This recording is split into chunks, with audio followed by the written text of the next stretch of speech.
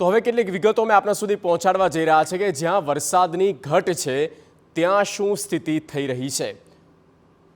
વિગતો આપણે સ્ક્રીન પર જુઓ। કેટલા ટકા વરસાદ તેની વાત કરીએ। ઉત્તર ગુજરાતમાં 43.43% વરસાદ થયો છે। ત્યારબાદ મધ્ય ગુજરાતની વાત કરીએ તો 43.60% વરસાદ મધ્ય ગુજરાતમાં થયો છે અને ઓવરઓલ ગુજરાતમાં 60.78% જેટલો વરસાદ અત્યારે નોંધાયો છે। તેમાં સૌથી વધારે સ્થિતિ ખરાબ હોય તો એ ઉત્તર ગુજરાત અને મધ્ય ગુજરાતની છે। જે અપેક્ષા હતી તે પ્રકારે વરસાદ આ બંને રિજનમાં થયો નથી।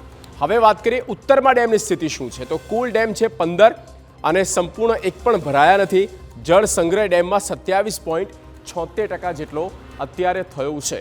ઉત્તરના કુલ 15 ડેમમાં અને એક પણ ડેમ સંપૂર્ણ ભરાયેલો નથી। જળ સંગ્રહ તેમનો 27.76% ખૂબ જ ઓછો કહી શકાય અને ઉત્તરમાં આ દર વર્ષની તકલીફ રહેતી હોય છે।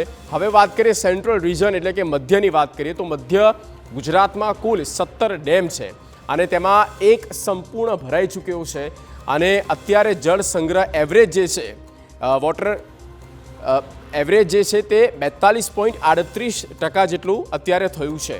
એટલે ઉત્તર કરતાં એકંદરે સારું કહી શકાય પણ આના કરતાં પણ વધારે હોવું જરૂરી છે।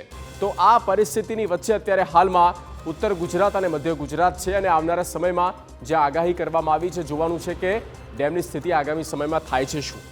કેટલો વરસાદ થયો અને વરસાદના કારણે અનેકો જગ્યા પર જળબંબાકાર જળમગ્ન જેવા દ્રશ્યો સર્જાયા હતા।